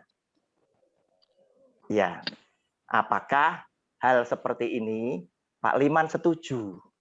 Audiens setuju bahwa Tuhan itu obral anugerah keselamatan kepada orang yang bukan Kristen, bukan Katolik, ya, khususnya kepada dokter dan tenaga kesehatan yang dengan tulus merawat para pasien, ya, terus kemudian mereka terpapar COVID dan meninggal. Kenapa? Karena saya berkesimpulan setiap perbuatan orang itu diikuti oleh firman Tuhan. Contoh, ketika kita melihat seseorang, oh anak ini kok berbakti banget ya sama kedua orang tuanya, kita langsung berkata, oh dia dapat firman Tuhan, panjang umur dan keadaannya baik. Seperti itu. Silakan Pak Liman. Ini studi kasus yang terakhir ya, sebelum nanti kita lempar kepada forum, siapa yang mau bertanya? Silakan. Menurut saya, Pak, Tuhan tidak pernah mengobrol seperti agama seberang, mengatakan di dalam bulan ini ada diskon besar-besaran. Tidak ada ceritanya di Alkitab manapun, tidak ada. Diskon tidak pernah diberikan oleh Tuhan. Tuhan konsisten dari awal, pertengahan, hingga akhir. Siapapun yang percaya, saya katakan yang percaya, jangan lagi yang percaya pada Tuhan Yesus masuk ke surganya, tidak percaya masuk neraka. Termasuk nakes atau dokter, walaupun dia berjuang semaksimal mungkin, kalau dokter itu mati di dalam tidak mengenal Kristus, saya yakin dia masuk ke neraka. Dokter atau perawat pun kalau mati, dia terima Yesus, dia pasti masuk ke surga. Bukannya dokter atau nakes. Orang yang sangat miskin, orang yang tidak punya yang terpandang, kalau dia percaya pada Tuhan Yesus, dia masuk ke surga. Bukan masalah jabatan. Surga dan neraka bukan masalah orang itu hebat, apa saya katakan hebat, apa buatannya, jabatannya hebat, udah nolong banyak orang, reketek dengan banyak orang. Penting dia percaya atau tidak, itu inti saya. Saya konsisten, saya tidak pernah ada diskon-diskonan, Pak. Itu. Oke, terima kasih Pak Liman. Jadi istilah tadi diskon obral anugerah keselamatan tidak ada di Alkitab, betul. Istilah saya tadi, ya. Nah, terus kemudian saya akan berkata, kenapa kok demikian? Karena setiap orang dengan segala sikap dan perbuatannya itu disertai oleh firman Allah. Ada pasal yang menyertai perbuatan Anda dan saya. Saudara, cobalah kita lihat ya sekarang ya. Nah, sebelum saya kasih logika ya. Anda siapkan Matius pasal 16 ya, ayat 25 dan 26. Tadi kan 27 kan, 25 26 ya. Tak bacakan, nanti tak kasih ilustrasinya. Karena barang siapa mau menyelamatkan nyawanya, ia akan kehilangan nyawanya. Tetapi barang siapa kehilangan nyawanya karena aku, silakan digarisbawahi, karena aku, hanya huruf besar. Ini nanti akan saya bawa Anda ke Matius 25 ayat 40. Ya, di situ belakangnya boleh dikasih tanda Matius 25 40 ya. Karena aku, ia akan memperolehnya. Apa gunanya seorang memperoleh seluruh dunia tetapi kehilangan nyawanya? Dan apakah yang dapat diberikannya sebagai ganti nyawanya? Saudara, saya bacakan dulu Matius 25 ayat 40 yang sama dengan ayat 25 ini tadi ya. Tuhan Yesus katakan demikian. Ayat 40. Dan raja itu, tak bacakan mulai 39 aja biar enggak kepotong. Bila manakah kami melihat engkau sakit atau dalam penjara dan kami mengunjungi engkau? Dan raja itu akan menjawab mereka, aku berkata kepadamu, sesungguhnya segala sesuatu yang kamu lakukan untuk salah seorang saudaraku yang paling hina ini, artinya sesama, kamu telah melakukannya untuk aku. Nah, karena dua ayat ini, akhirnya saya berkesimpulan, berarti dokter itu tadi merawat pasien, dia melakukan kepada siapa? Kepada salah seorang saudaraku yang paling hina ini, berarti kamu melakukan untuk aku. Aku huruf besar Yesus Tuhan. Kemudian dia mati. Nah, firman Tuhan berkata, kalau kamu ikhlas kehilangan nyawa demi aku, kamu akan mendapatkannya kembali. Nah, tadi Pak Liman kan menyanggah seperti itu, enggak apa-apa. Sekarang saya nanya ya kepada yang ada di Zoom ini semuanya, juga Pak Liman juga semuanya. Seandainya istri atau suami Anda itu sakit, kena COVID, mungkin butuh ventilator atau apa, tergantung bobot sakitnya. Pertanyaan saya yang pertama, Anda rawat sendiri di rumah, sementara Anda tinggal bersama anak cucu dan lain sebagainya, Anda rawat sendiri di rumah, atau Anda bawa ke rumah sakit? Nah, silakan tentukan jawaban Anda, kan gitu ya. Kalau Anda bawa ke rumah sakit, pertanyaan saya berikutnya, loh, kamu kenapa bawa ke rumah sakit? Karena kamu takut terpapar. Termasuk Pak Liman ketika istrinya, anaknya sakit. Anda kan sudah bingung cari kos-kosan. Saya bilang apa? Man, gak usah. Kamu rawat sendiri saja. Kan begitu. Nah, saudara, lihat. Kan dibawa ke sana. Artinya apa? Suami istri kan terikat dengan satu ayat firman Tuhan. Kan begitu. Ya, kamu bukan lagi dua, tapi kamu satu. Tetapi kenyataannya karena takut terpapar, kan dikirim ke rumah sakit. Nah, sekarang kamu takut terpapar, tapi orang lain suruh nanggung risiko. Setelah orang lain kena risiko mati, kamu mesti tetap yakin. Orang itu tetap tidak selamat. Nah, saudara, ini yang saya mau sajikan. Silakan Pak Liman, ada yang perlu tanggapan apa dengan ilustrasi saya ini sebelum nanti kita berikan kepada para siswa dan peserta yang lainnya. Silakan. Saya tetap konsisten, Mbak. Tak peduli itu dokternya bukan saya, anaknya bukan saya. Tak peduli orang itu jahat sama saya atau tidak jahat. Orang itu jahat sama saya kalau dia terima Yesus, dia masuk ke surga. Orang itu baik sama saya, sebaik semungkin sebaik-baiknya. Istri pun sekalipun kalau tidak percaya pada Tuhan Yesus, dia pasti masuk neraka. Itu konsisten. Jadi saya termasuk papa mama Anda yang dulu katanya itu ya. Tetap Pak, saya bilang sama ayah pun, mama pun kalau tidak percaya siapapun, itu bukan menyangkut keluarga, menyangkut individu keselamatan tuh Pak. Mama, papa, memang saya sedih Pak. Tapi kesedihan itu tidak mengubah daripada keputusan Tuhan. Itu yang saya konsisten Pak. Iya Pak, terima kasih. Saya kembalikan kepada moderator, kita punya diskusi cukup, barangkali bisa ditawarkan siapa yang mau bertanya, bisa bertanya ke saya, bisa kepada Pak Liman. Silakan. Baik, ya Bapak Ibu semuanya, ya diskusi yang cukup panas ya, yang ini saat ini kita akan membacakan pertanyaan dari beberapa Bapak Ibu. Yang pertama kepada Bapak Dimas ya. Ya, Beliau bertanya Pak untuk Pak Roni. ya. Maaf mau tanya, setelah kematian apakah ada penginjilan lagi untuk mengenal karakter Yesus? Bagaimana dengan orang yang belum mengenal Yesus dan orang-orang suku pedalaman yang belum mengenal Yesus padahal mereka sudah mengalami kematian? Terima kasih. Terima kasih. Penginjilan pasti tidak akan dilakukan lagi karena Tuhan Yesus pernah melakukan penginjilan ketika dia mati di atas kayu salib. Ternyata dia turun ke dalam kerajaan maut. Itu ada di dalam 1 Petrus pasal 3. Silakan Anda baca antara 18-19 ayatnya di situ ya. Yaitu dia memberitakan Injil kepada siapa? Kepada roh-roh yang tertawan, yaitu zamannya Nuh. Itu tadi tulis ya. Dia sudah tidak akan lakukan lagi. Tetapi bagaimana dengan mereka-mereka yang ada di pedalaman dan lain sebagainya? Yesus yang adalah Tuhan adalah Allah yang maha adil. Tentunya dia akan menghakimi dengan dia punya keadilan.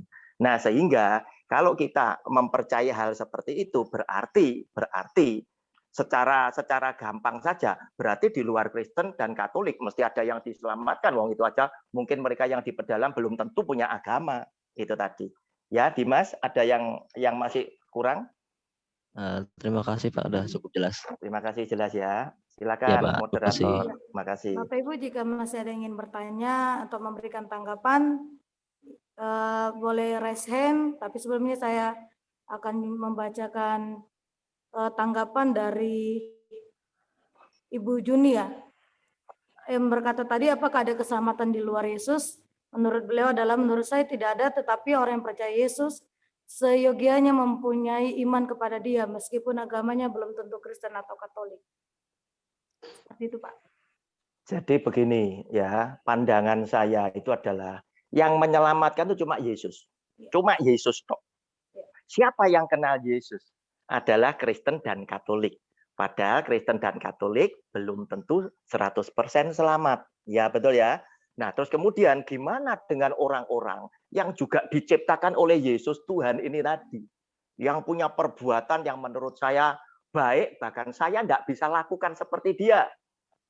Nah, saudara, ya, menurut saya Yesus Tuhan, juru selamat yang sama itu, juga mau menyelamatkan yang di luar sana. Itu tadi. Ya, paham? Bu Yuni paham, Bu? Yang saya maksud paham? Ya, betul.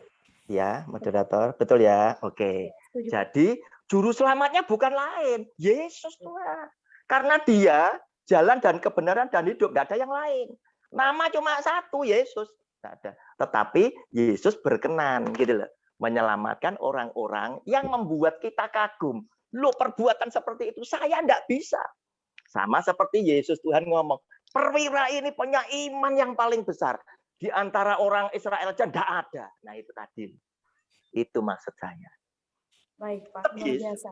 Paham ya? Paham ya? Oke, silakan. Ada yang lain. Ya, masih ada pertanyaan, Pak.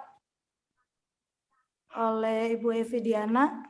Pak, bagaimana dengan mereka yang hidup di dalam perjanjian lama? Belum kenal Yesus. Nah, itu tadi kan sudah saya beritahukan. Coba silakan. Saya bacakan ya 1 Petrus pasal 3 ya.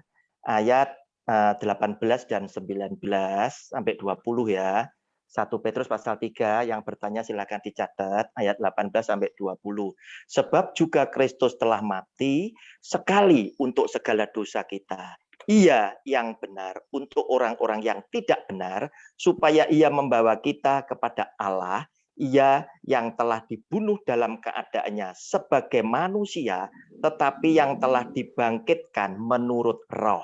Dan di dalam roh itu juga ia pergi memberitakan Injil. Silakan digarisbawahi ya.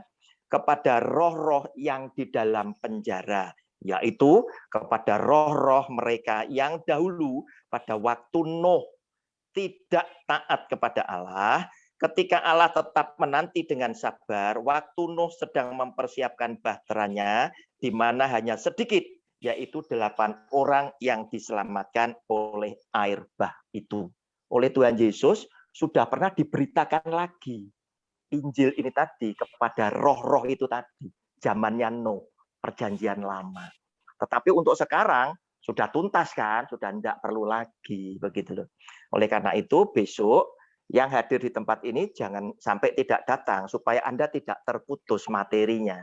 Besok saya akan tunjukkan bagaimana konsistensinya Yesus Kristus Tuhan Sang Juru Selamat bicara tentang keselamatan harus dihakimi menurut perbuatan. Anda nanti lihat sendiri. Nah, sehingga saya ini justru sedih dengan tulisan Paulus yang ada di dalam Efesus pasal 2 ayat 18 itu tadi loh. Yang oleh karena iman. Kenapa? Sebetulnya Rasul Paulus tidak salah, tetapi ada banyak orang yang melintir pengertian ayat ini. Sehingga tadi Pak Liman sempat ngomong, kita tidak usah bekerja, kita sudah selamat. Dia yang bekerja. Nah itu tadi, padahal iman itu adalah kita ketahui, iman tanpa perbuatan adalah mati, bukan iman. Gitu loh. Nah berarti kalau seperti itu harus kontradiksi. Jadi kontradiksi pernyataan Pak Liman. Karena Rasul Paulus bilang, oleh karena itu engkau harus mengerjakan keselamatanmu. Berarti kita harus tetap waspada. Jangan sampai kita keluar jalur kan begitu. Walaupun kita tahu perbuatan baik kita tidak menyelamatkan, tetapi aku berbuat baik dan benar sebanyak-banyaknya itu wajib. Tetapi aku sadari semua yang baik ini tadi tidak cukup aku bisa selamat, tetapi kasih karunia Tuhan itu yang menyelamatkan aku. Tetapi wajib buat kita yang sudah ditebus sebagai feedback kita mengucap syukur berterima kasih dalam wujud perbuatan baik dan benar kepada Kristus dan kepada sesamanya. Demikian Bu Moderator, silakan. Itu ada yang chat lagi kelihatannya. Ya, saya akan membacakan tanggapan juga Pak dari Ya. Bapak Eko Purnomo. Ya. Beliau mengatakan menurut saya keselamatan hanya ada di dalam Yesus. Dan saya menanggapi yang disampaikan Pak Roni dan Pak Leman, sebenarnya tujuan dan maksudnya sama. Hanya yang membedakan adalah argumennya saja. Nah, keselamatan hanya kita dapatkan adalah anugerah dari Tuhan, dan orang yang mendapatkan keselamatanlah yang harus membagi keselamatan itu kepada semua orang. Karena tujuan kita diciptakan adalah menjadi berkat. Haleluya. Terima kasih. Jadi Pak Eko, saya luruskan dulu. Anda sedikit salah pengertian. Hari ini saya sedang berdiskusi dengan Pak Liman, bukan juru selamatnya siapa. Saya dengan Pak Liman punya kesamaan. Juru selamatnya Yesus, betul, cuma satu. Tetapi saya punya pandangan bahwa di luar orang Kristen dan Katolik, oleh Yesus pun yang punya perbuatan baik, yang punya iman istimewa seperti perwira tadi, menurut saya diselamatkan di surga. Pak Liman tidak bicara seperti itu. Pak Liman cuma bicara yang tidak percaya kepada Yesus itu tidak diselamatkan. Jadi yang diselamatkan cuma yang percaya. Oleh karena itu saya akan nanya tadi, gimana dengan perwira itu, gimana dengan ibu-ibu itu tadi, gimana dengan dokter ini tadi. Karena apa? Ini firman dari Tuhan Yesus loh, dia ngomong, kalau kamu melakukan apa yang kamu lakukan terhadap salah seorang saudaraku yang paling hina, ini kamu lakukan kepada aku.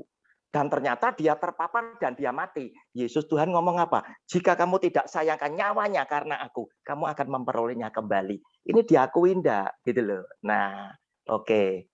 Silakan Bu Moderator, ada yang chat lagi. Saya menanggapi ya Pak Moderator. Ya. Ya, terima kasih. Ya, silakan Bapak Darwan Tambunan ingin silakan. sharing. Silakan Pak, silakan Pak.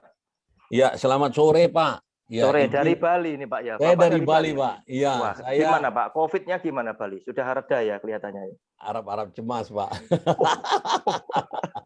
Karena Bali masih ternyata PPKM diperpanjang, Jawa Bali ya masih level. Enggak, masalahnya Bali itu kan destinasi, ya. Ya, tempat wisata sehingga yang datang ini kan enggak karu-karuan dari mana saja. Betul. Ya, tapi tetap Pak, Anda bersandar, pasti Tuhan akan pelihara. Amin. Oke Pak, Amin. Terima silakan kasih. Pak, silakan Pak. Terima kasih. Ya, izin Pak ya, saya ini bersyukur saya bisa gabung siang hari ini. Ya, saya diajak oleh Bapak Timotius Rudi Ciptono, beliau sebagai senior saya. Full gospel ya? Iya, beliau, ya betul Pak. Sahabat saya ini suka ngajak teman namanya. Oke. Beliau sebagai senior saya, mentor saya, ya termasuk juga orang tua saya ini, ya kan. Karena sebelum saya bertobat, saya baru 21 tahun bertobat Pak. ya Iya. kan? Jadi saya dari menikah dengan istri saya, memang kami dari sebagai jemaat biasa di gereja Protestan HKBP. Ya, 21 tahun saya bertobat, terus 17 tahun kami menikah, dan baru 16 tahun kami komitmen di pelayanan interdenominasi di misi. Jadi kami Wah, luar biasa, Pak. jadi begini, Pak. Yang mau saya sedikit untuk membagikan pengalaman kami, kesaksian kami Silakan, mengenai Pak. apakah ada keselamatan di luar Kristen, kan seperti itu tadi, Pak. Iya, Terus betul. siapakah Yesus itu? Ya, kebetulan Iya. saya menikah dengan istri saya dari kepercayaan keturunan. Saya Iya. juga dari kepercayaan kakek saya itu namanya Kiai Haji Muhammad Yasin Tambunan, pemilik pondok pesantren dan masjid yang sampai saat ini masih ada di kampung kami. Terus Luar biasa. bapak saya seorang Katolik, ibu saya seorang Protestan dari HKBP, ya. Terus akhirnya kami anak-anak ya memilih mengikut ibu sebagian. Terus saya menikah dengan istri saya yang dari kepercayaan keturunan. Nah, yang saya bisa bagikan adalah ya benar tadi antara Pak Roni dan Pak Leman tadi memaparkan bahwasanya kalau kita bicara kekristenan ya, yang saya alami, yang kami lakukan adalah Yesus itu, kalau kita sebagai orang yang betul-betul sudah percaya pada Yesus, ya, sebab 2000 tahun yang lalu Yesus disalibkan di Golgota, ya, atas dosa saya dan dosa-dosa kita yang percaya pada Dia, bahwasanya saya diselamatkan oleh Yesus, ya. Ketika saya diselamatkan oleh Yesus, berarti saya ini harus mau, ya, menjadi pengikut Yesus yang mengerjakan keselamatan itu. Betul. Ya kan? Kalau saya sudah diselamatkan, berarti saya mempunyai privilege yang Yesus berikan. Iya, betul. Saya harus mau mengerjakan keselamatan itu. Jadi buat teman-teman, rekan-rekan mahasiswa semua, walau sekarang belajar firman, belajar Alkitab, belajar sampai lulus pun nanti, itu tidak menjamin bahwasanya kita ini ya menjadi tadi orang Kristen atau orang Katolik yang pasti masuk surga tadi. Enggak juga. Sebab apa? Kita nanti setelah tamat nanti, atau sebelum tamat sekarang misalnya sekolah, karena saya dulu pernah sekolah juga kan gitu. Maksudnya ketika saya sekolah, ya yaitu bagaimana ketika sekolah sekarang teman-teman mahasiswa juga harus menjaga kekudusan. Jangan lagi berkelahi, jangan mabuk-mabukan, jangan berzina. Ya, misalnya, kenapa? Emang mahasiswa reguler atau mahasiswa teologi sekalipun ada nggak ancaman seperti itu? Wow, itu kita nggak bisa menutup diri kita kan gitu, menjaga kekudusan. Terus apa? Privilege yang kita terima tadi apa? Iman kita yang menyelamatkan. Ketika saya sudah menerima iman saya Yesus sebagai Tuhan dan Juru Selamat itu, saya harus mau mengerjakan keselamatan itu dengan apa? Menjadi pembawa berita keselamatan, ya. Menjadi pembawa berita keselamatan, begitu juga teman-teman mahasiswa nanti, ya harus mau, ya bukan sesudah tamat pun, sekarang masih belum selesai pun harus mau menjadi pembawa berita keselamatan itu dengan apa? Harus mau memberitakan Injil, memberitakan Yesus tadi, bahwa saya Yesus yang menyelamatkan saya, menyelamatkan kita. Nah, goalnya adalah bagaimana banyak yang mendengar tentang Yesus dan mau mengaku dan percaya bahwa ya Yesus itu adalah jalan keselamatan, kebenaran dan keselamatan tadi. Nah, jadi disepakati adalah Tuhan Yesus itu adalah sebagai sang juru selamat manusia. Betul. Yesus kan bukan datang untuk orang Kristen atau orang Katolik, bukan. Yesus itu untuk semua, untuk manusia. Jadi dikatakan apa? Realita ini kok ribut ya Pak. Realita di akhir zaman ini, ya maksudnya di zaman saat ini, ya apalagi tadi dikaitkan dengan masa COVID-19, masa-masa sukar katanya, menyatakan banyak di antara umat manusia yang masih ragu akan keselamatan mereka kelak dan bertanya di dalam hati kita, apakah besok tatkala saya dipanggil Tuhan atau mati, ya kan itu, apakah saya selamat, kan begitu kira-kira tadi misalnya. Udah itu, apakah saya ini masuk surga, kan gitu pertanyaannya. Pertanyaan tersebut adalah real dan terjadi pada logika manusia. Logika kita seperti itu. Tapi ingat bahwa kekayaan, kekuatan, pangkat tidak bisa menyelamatkan. Bahkan agama apapun di dalam dunia ini tidak sanggup menyelamatkan. Ya, jadi kekayaan, kekuatan, pangkat tidak bisa menyelamatkan. Bahkan agama apapun di dalam dunia ini tidak sanggup menyelamatkan. Sebab apa? Lantas siapa yang bisa menyelamatkan? Siapa yang sanggup menyelamatkan kita? Ya, umat manusia ini. Alkitab dengan tegas berkata bahwa Tuhan Yesuslah yang sanggup menyelamatkan ya saya dan saudara dan kita semua. Sebab apa? Alkitab berkata, yaitu yang pertama, Tuhan Yesus yang sanggup membenarkan kita dan menyelamatkan kita sebagai mahasiswa, sebagai orang-orang hamba Tuhan, sebagai full-timer gereja, sebagai bisnismen, sebagai ibu rumah tangga, apapun profesi kita, ya, yang bahwasanya Tuhan Yesus yang sanggup ya membenarkan kita dan menyelamatkan kita sebagaimana di dalam firman-Nya Roma 5 ayat 9 mengatakan, lebih-lebih karena kita sekarang telah dibenarkan oleh darah-Nya, kita pasti akan diselamatkan dari murka Allah. Yang kedua adalah Tuhan Yesuslah yang sanggup menebus dosa kita dari segala dosa, menebus kita dari segala dosa dan menyelamatkan kita sebab firman-Nya berkata, ya Efesus 1 ayat 7 dan ayat 13, sebab di dalam Dia dan oleh darah-Nya kita beroleh penebusan, yaitu pengampunan dosa menurut kekayaan kasih karunia-Nya. Di dalam Dia kamu juga, karena kamu telah mendengar firman kebenaran, yaitu Injil keselamatanmu, di dalam Dia kamu juga ketika kamu percaya dimateraikan dengan Roh Kudus yang dijanjikannya itu. Dan yang ketiga adalah Tuhan Yesuslah jalan satu-satunya menuju sorga yang mulia. Sebagaimana firman-Nya berkata di dalam Yohanes 14 ayat 6, kata Yesus kepadanya, akulah jalan dan kebenaran dan hidup. Tidak ada seorang pun yang datang kepada Bapa kalau tidak melalui aku. Jadi seperti yang poin yang keempat dikatakan apa? Tuhan Yesuslah yang diutus oleh Allah untuk menyelamatkan manusia yang percaya kepadanya.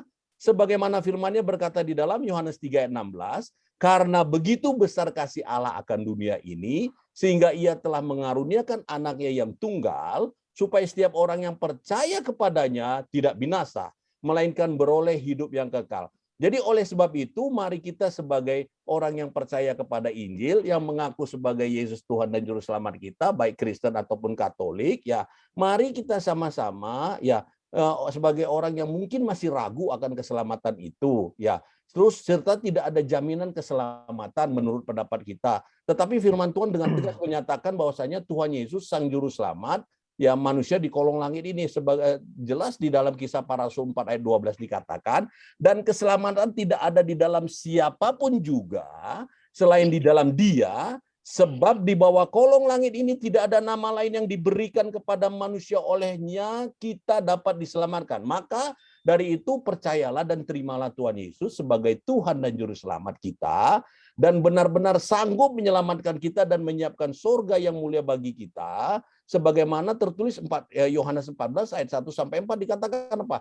Jangan gelisah hatimu, percayalah kepada Allah, percaya juga kepada Bapakku, kepadaku di rumah Bapakku banyak tempat tinggal. Jika tidak demikian, tentu aku mengatakannya kepadamu, sebab aku pergi ke situ untuk menyediakan tempat bagimu, dan apabila aku telah pergi ke situ dan telah menyediakan tempat bagimu, aku akan datang kembali dan membawa kamu ke tempatku, supaya di tempat di mana aku berada, kamu pun berada. Dan kemana aku pergi, kamu tahu jalan ke situ. Jadi yang kita harus sepakati adalah mari kita mengerjakan keselamatan tersebut. Jadi kalau dibilang apakah orang yang ini, kalau selama dia tidak menerima Yesus sebagai Tuhan dan Juru Selamat, ya, dan bagaimana dia mau bisa mengerjakan keselamatan itu, bagaimana dia mau menginjil tadi, bagaimana dia mau menangkan jiwa-jiwa, bagaimana mau dia memberitakan kabar keselamatan itu, yaitu Yesus Kristus Tuhan tadi. Jadi tak kenal maka tak sayang, ya kalau saya sudah ditebus, diselamatkan, maka apa? Ayo kita mengerjakan keselamatan itu sebagai orang Kristen atau Katolik. Dan bicara tadi, kalau misalnya sakit penyakit apapun masalah pun tetap ya kita percaya ya Karena iman kita yang menyelamatkan. Iman kita yang menyelamatkan. Yakobus 5 ayat 15 misalnya dikatakan tadi mengenai orang yang sakit ya, dikatakan dan doa yang lahir dari iman akan menyelamatkan orang sakit itu dan Tuhan akan membangunkan dia. Ya, jadi ya jelas bahwasanya iman kita yang menyelamatkan dan Yesus Kristus itu mempunyai hak prerogatif kepada kita dan ayo kita mari sama-sama mengerjakan keselamatan itu. Jadi siapakah Yesus itu? Yesus itu adalah juru selamat manusia, tetapi apakah keselamatan di keluar Kristen itu agama tidak menyelamatkan, tetapi kita sebagai orang Kristen atau Katolik, mari kita terima keselamatan itu, kita kerjakan keselamatan itu untuk hormat puji kemuliaan nama Yesus. Terima kasih, Tuhan Yesus memberkati. Terima kasih. Ya, Terima kasih Pak Darwan. Tuhan Yesus memberkati. Baik Bapak Ibu, masih ada waktu kita sekitar 14 menit lagi. Ya, Bapak Ibu mungkin masih ada yang ingin menanggapi atau ingin bertanya. Saya persilakan untuk buka mic-nya. Shalom. Shalom. Pak Huntal, silakan Pak. Oh, Pak Sagala, silakan Pak. Saya sangat tertarik tadi Iya, Pak. mengikuti pembicaraan yang dipaparkan oleh Pak Roni dan Bapak siapa tadi ya? Pak Liman. Pak Liman, ya. Liman, ya. Nah, jadi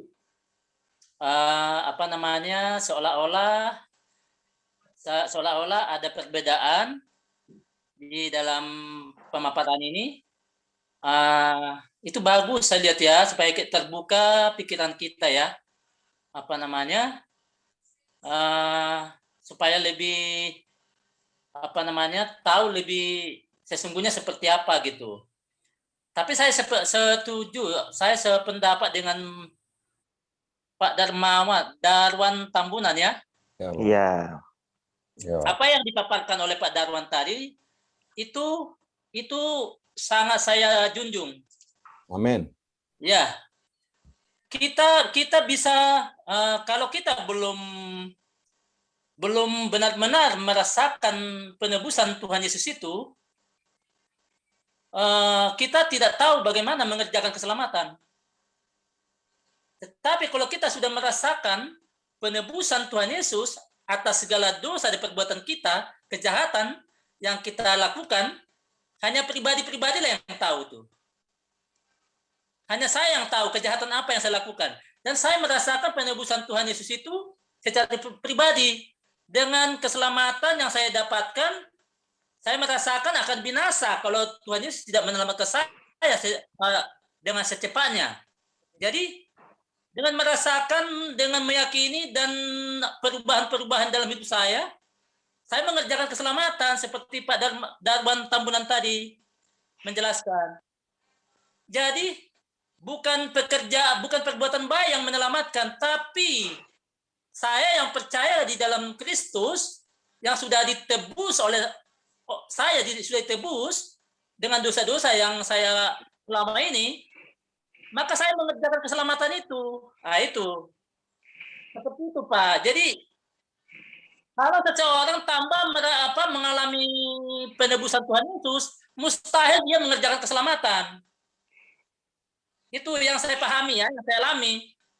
Jadi kita mengalami dulu, berjumpa secara pribadi dengan Tuhan Yesus. Tanpa itu tidak bisa mengerti. Saya nggak pernah mengerti mengerjakan keselamatan ini. Tetapi apa yang dijelaskan oleh Pak Tambunan tadi, saya memahami. Iya, artinya gini. Kalau hanya perbuatan-perbuatan baik yang menyelamatkan kita tanpa kita percaya sudah ditebus Tuhan, saya yakin perbuatan itu nggak bisa menyelamatkan. Tetapi dengan penebusan Tuhan, dengan saya yang beriman kepada Tuhan, yang sudah ditebus, pekerjaan-pekerjaan baik itu akan menyusul di dalam hidup saya, akan menyertai hidup saya. Itu yang saya pahami, Pak. Jadi, Pak Roni tadi mengatakan bagaimana dokter-dokter yang sudah mengobati pasien-pasien, tapi mereka terpapar di rumah sakit. keselamatan itu kembali bukan pekerjaan-pekerjaan baiknya, tetapi adakah percaya dokter itu kepada Tuhan? Nah, saya yakin kalau dia percaya akan selamatkan. Jadi kembali, jadi yang diselamatkan bukan agama Katolik, agama Kristen, tidak, agama manapun. Yang penting siapa saja yang percaya kepada Tuhan Yesus Juru Selamatnya, itu akan diselamatkan. Nah itu menurut pendapat saya, Pak. Demikian. Terima kasih. Oke, jadi Pak Sagala, coba dibuka lebih dulu.